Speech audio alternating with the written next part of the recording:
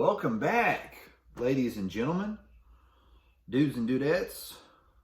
Consistency. That's what we're working on here. Me being consistent and you being consistent coming back. If we can both do that, things will work out pretty well here for us. Okay? A lot to talk about, a lot going on in the world. Climate change. Everybody's talking about Jews.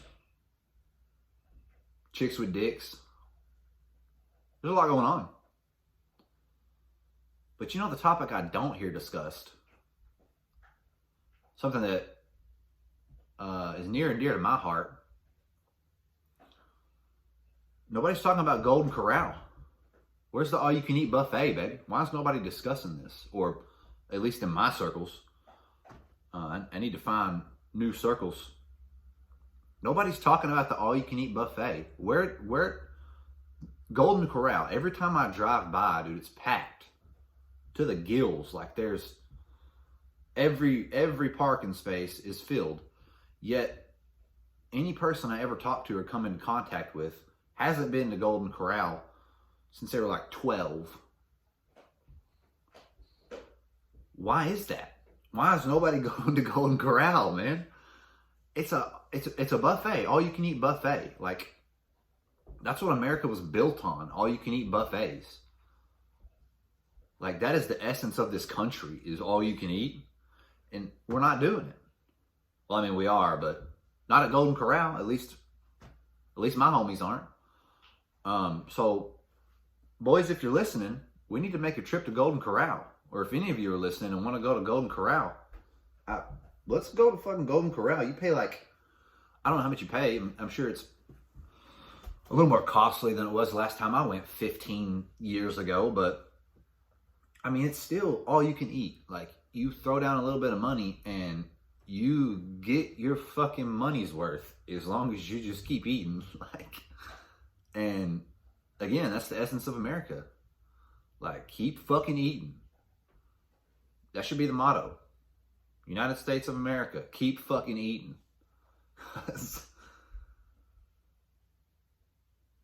I mean, that's what I'm trying to do. I'm trying to put on weight, which is kind of counter to the culture nowadays. I'm trying to put on weight. So that all-you-can-eat buffet, it screams my name every time I drive by Golden Corral. Like, I'll drive by and I'll look over and, packed parking lot, and I look inside the window and it's just like, there's like 2 people in a booth because, all-you-can-eat buffet, Golden Corral.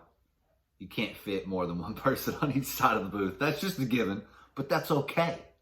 That's okay. That's what you want. That's desirable. So you look over and you've got like, there's like max 15 people in the building because you physically can't fit any more like body in there. Like,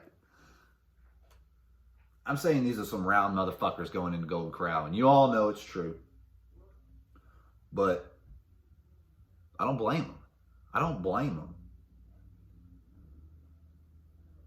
They got like steak and shit, dude. It's a buffet. All you can eat. The last all you can eat buffet I went to, that I can remember anyway. Actually, I got 2 stories for that. The last one I went to was in this hotel in Vegas. And I was high off my ass. Absolutely obliterated. I barely remember eating at this buffet. But I do remember getting about 4 or 5 different plates of entree, of course. Because, they got like crab, they got steak, they got fish, chicken, literally everything. I mean, it's buffet, Get a couple plates of desserts. That shit was fucking gas, from what I can remember anyway. And then I ate a buffet one time in high school. Again, obliterated, of course. The Chinese buffet, though, this one was a cool story. I had, it was 2 of my buddies. I'm not going to say their names, but if you're listening, you probably remember. Went to this Chinese buffet. It was late at night. I can't remember what we were doing. It was close to 9 o'clock, probably 8 or 9. They were getting ready to close. Obliterated. So we walk in, like eyes rolled back in our head and shit, like walking like zombies. And we hit up the buffet, and gas, dude. Absolutely just slobbering all over the table, dropping food in the floor.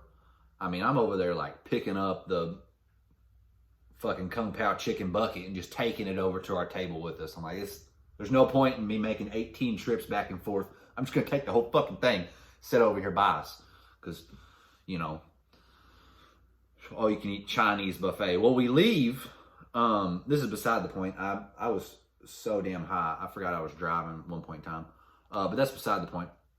We get ready to leave, and we start thinking, we're like, man, that food was fucking good, but it was kind of, we started thinking, we're like, it was kind of cold. Like, we didn't taste any of it while we were eating.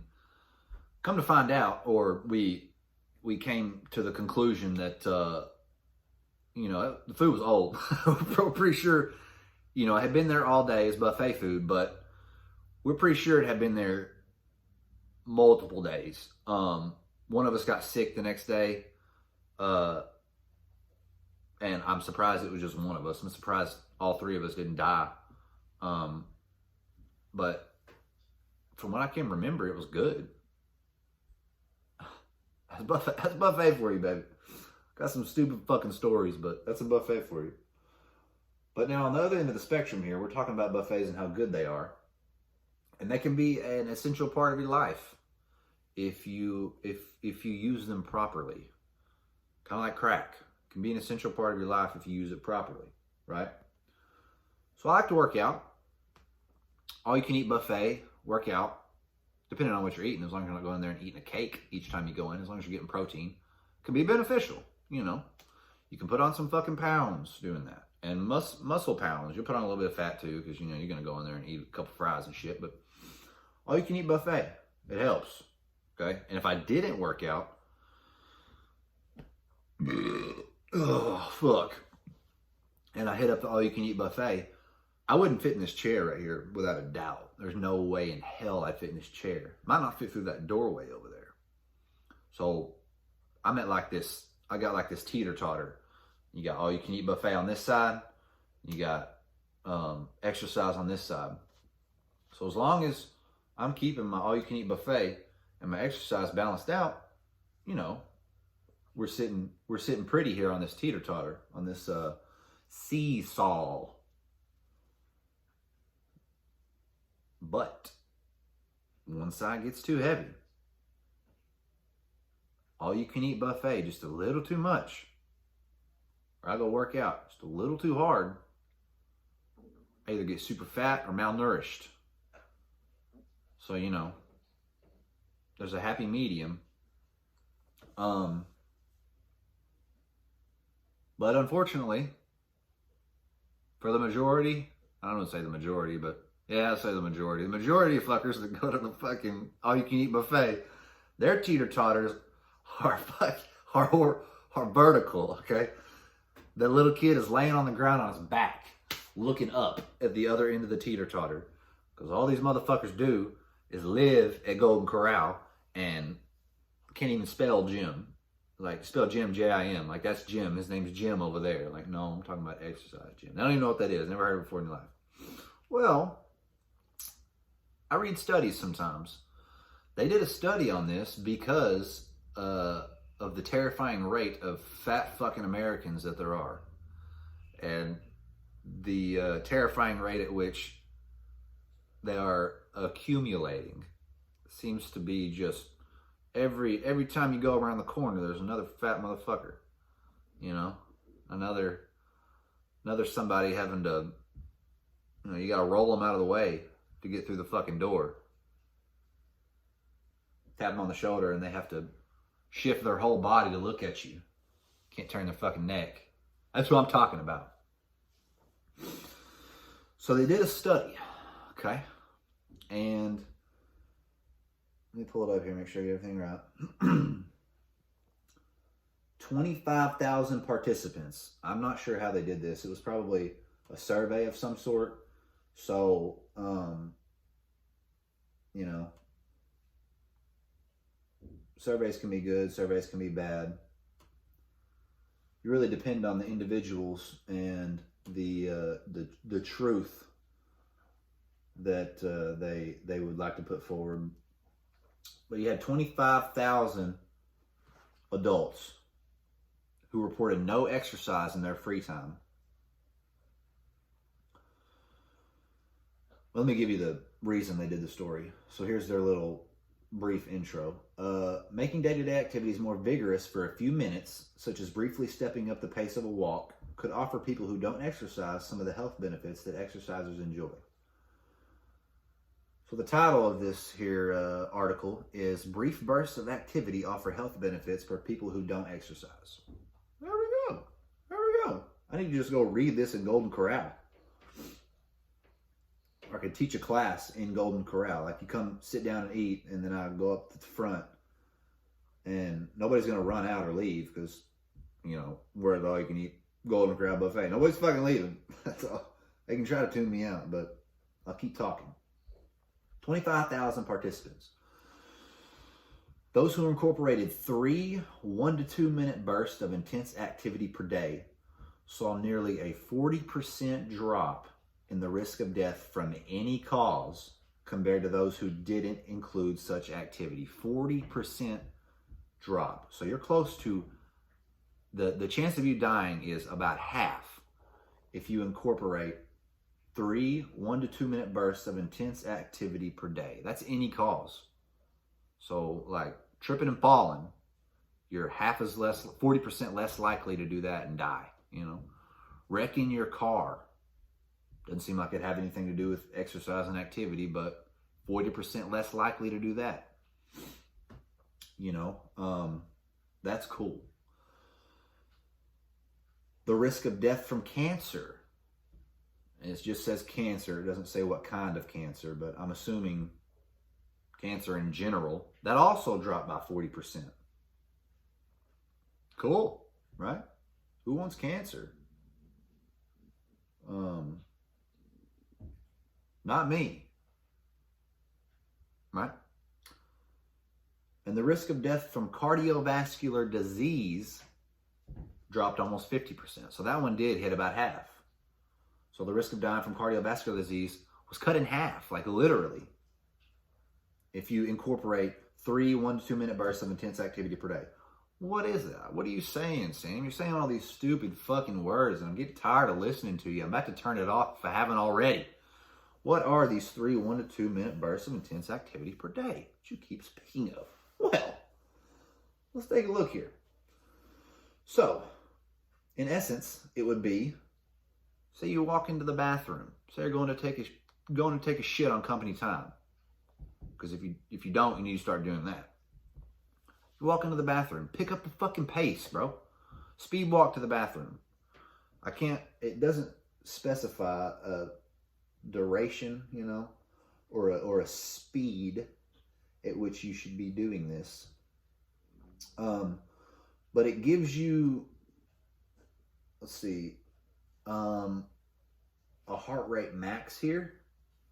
So you want to reach 77% of your max heart rate and at least 64% max O2 consumption. So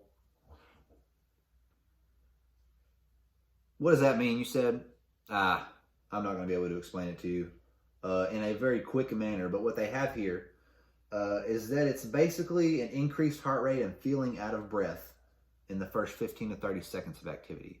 So you basically, I know 15 to 30 seconds, that seems like a long walk to the shitter, but I mean, if you're walking from your car into the building, just give it a little speed walk. You may look fucking stupid. You don't have to swing your arms like this, but you'll live longer. You won't die from random shit. You won't get cardiovascular disease. You're half as less likely. I'm not going to say you won't, but you might die from random shit, but you're 40% less likely. Just pick up the pace. It says going on walks. If you go on walks, I mean, if you have to walk from one building to the next, like from class or some shit like that, you go from one building to the next, speed walk that shit. You're walking into the building, speed walk that shit. You have to take the elevator, take the stairs, bro. Take the stairs. Whoever invented the elevator was one of the laziest motherfuckers. Oh, I don't want to say that. He's innovative. I'll give him that. But the elevator and the escalator too, those two things, they don't negate the the stairs or you know, but it's too easy. It's too efficient to just go and hop on the elevator and take the escalator. For one, the elevator's quicker. I don't know about an escalator. Basically drinking her fucking water. But it just made things so easy. And that's what we do as human beings. We look for the easy way out because nobody likes to be uncomfortable, unfortunately.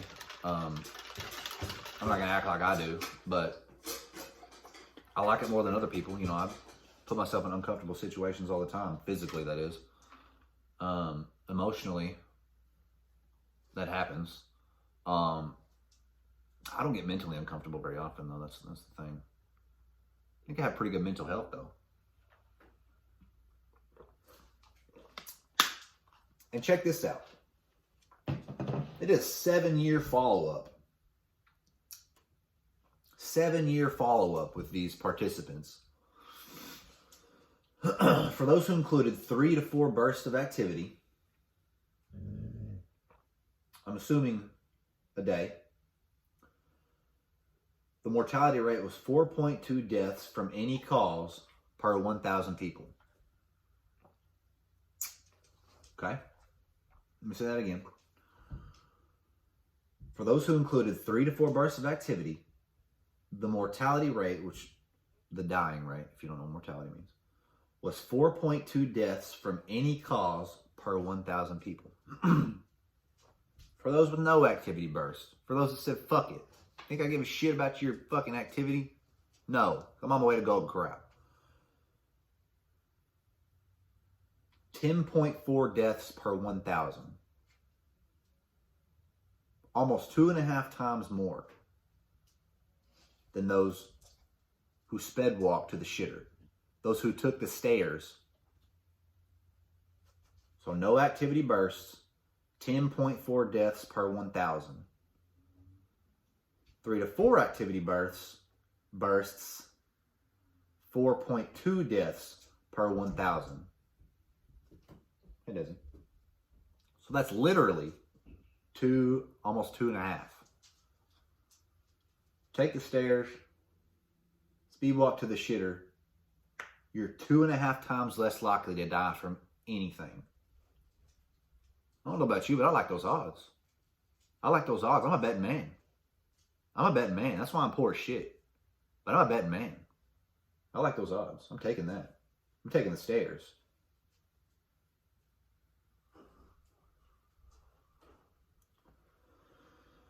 Man, it's a crazy world we live in out here. And for me, I want to be able to spread joy, happiness, love, care, fitness, health, to everyone I come in contact with. I want to make people feel better about themselves and make them laugh. Those are the two things that I really want to do. And I'm going into physical therapy, so I think I'll be able to make people feel better about themselves in that regard. And I think I'm a pretty funny guy. I think I make people laugh. And not only make people feel better about themselves, but due to actions that I have taken, you know, I want people to feel better about themselves because of me, right? I mean, I want people to feel good about themselves, obviously, but it's going to be a whole lot sweeter if it's because of me. If I bring you back to health from a torn ACL, or you fucking ripped your labrum out, you know, if I can get you back to functionality, you know, you look at me and you go, hey man, this is working. I was able to get my arm above my head the other day, dude. 2 weeks ago, you remember I could barely raise it up above my titty. That's a good feeling. It's a good feeling in the chesticle. And then whenever you hit a fucking zinger, dude, you're sitting around with the homies and you just lay down a zinger and everybody busts up. You're just kind of sitting there like, yeah, boys, yeah. And then once you hit that zinger, there's kind of an aura in the air, you know the word I'm talking about? So you kind of like ride that wave and you can just hit zinger, zinger, zinger. You can light the room up, dude. Because once you get on a roll, you get people laughing, they're more likely to laugh at other things. It's a little easier to laugh once you've got that comedy in the air. You know what I'm saying, bro? So yeah, that's the episode this week. 20 minutes. That's pretty cool. Thanks for listening. You want to go to Golden Corral with me sometime? Let me know, because I am fucking down. Please. We'll go work out and then we'll go to Golden Corral. It'll be a good time. Appreciate you listening. Come back next week. You know, plug my shows. I got. I'm gonna be in Your Mom's Closet.